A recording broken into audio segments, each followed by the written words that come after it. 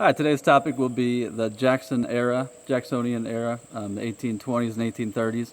So Andrew Jackson was born in the Carolinas, in South Carolina, and at the age of 13, he was actually captured by the British in a Revolutionary War, and evidently one of the officers in the British Army asked him to shine his shoes, and he refused, and he cut him. The soldier did. So that kind of resonated with him, and much of his political career, though, once the United States became independent, was cut in Tennessee, and he became a senator there.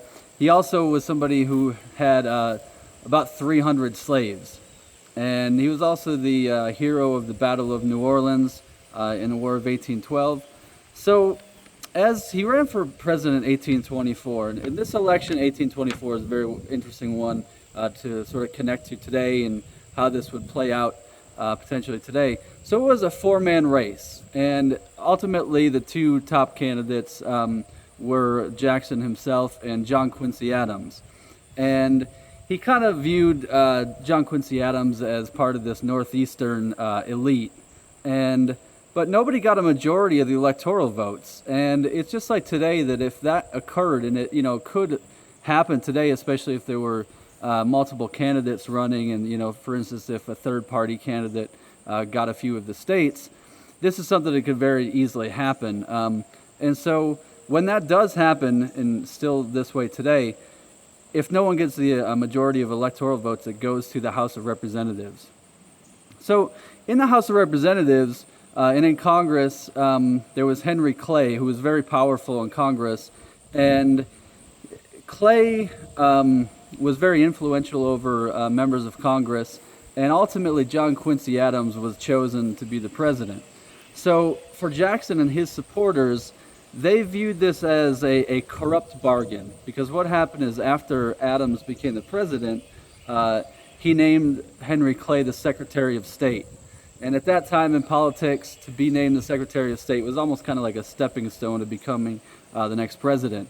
And so people called this corrupt bargain, like, that Henry Clay kind of made a deal with Adams to, make that he would become the Secretary of State if he tried to get the votes in Congress for Adams to become president.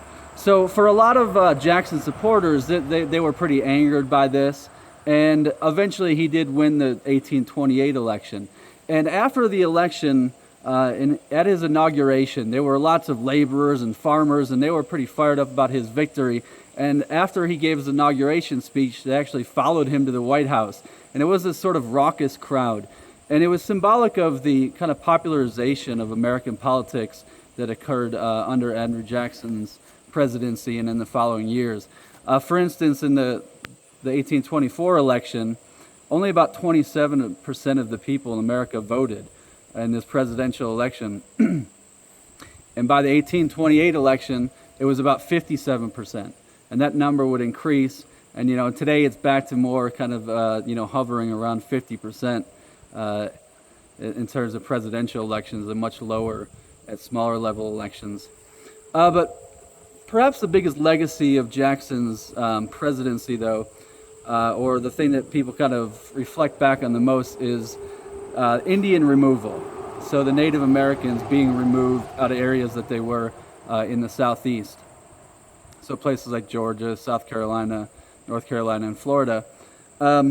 So Congress passed in 1830 the Indian Removal Act. And of course, Congress passes laws, not the president, but the president's job is then to enforce them. So over the years, there was this removal of Native Americans out of the Southeast area to what was then the frontier. And so, for instance, in 1835, there was a removal treaty that a group of the Cherokee signed with the United States government.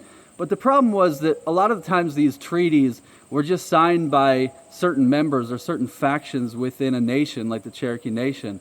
And so they were not really the legitimate leaders of the Cherokee Nation that signed this removal treaty, whereby a lot of the Native Americans were moving further west and ultimately to what was considered Indian territory, mostly what's now Oklahoma.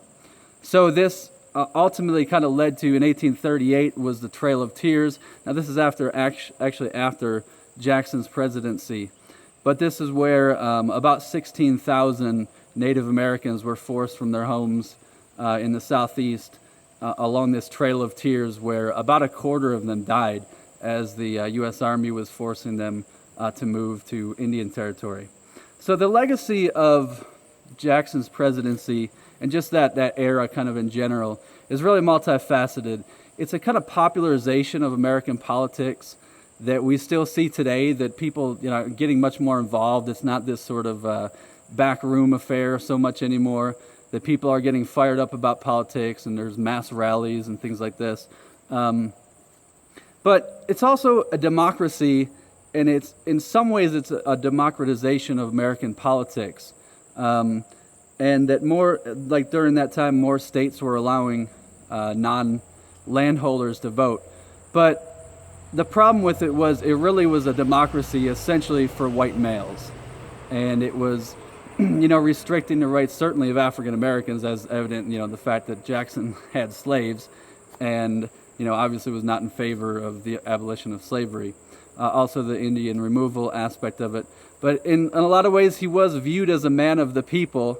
So his legacy is kind of multifaceted, but it often kind of boils down to it was more democracy for white males.